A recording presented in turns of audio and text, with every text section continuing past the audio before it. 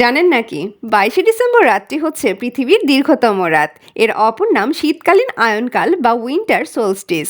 দীর্ঘ রাতের পাশাপাশি এ তারিখে হয় ক্ষুদ্রতম দিনও। পৃথিবী একেবারে সোজা না হয়ে একটু হেলে ঘুরে বলেই বছরের এই সময়ে সূর্য উত্তর গোলার্ধে সবচেয়ে কম সময় আলো দেয়, আর এ কারণেই তৈরি হয় উইন্টার সোলস্টিসের। তবে এই বৈজ্ঞানিক ব্যাখ্যা বাদেও এ নিয়ে প্রচলিত আছে অনেক মিথ।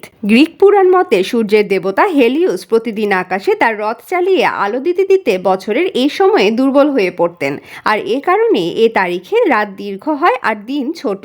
গ্রিক পুরাণের অন্য এক ব্যাখ্যা অনুসারে বসন্তের দেবী পারসেফোনি যখন পাতালপুরীর দেবতা হেডিসের কাছে থাকেন, তখনই পৃথিবীতে নামে শীত, অন্ধকার আর নিস্তব্ধতা।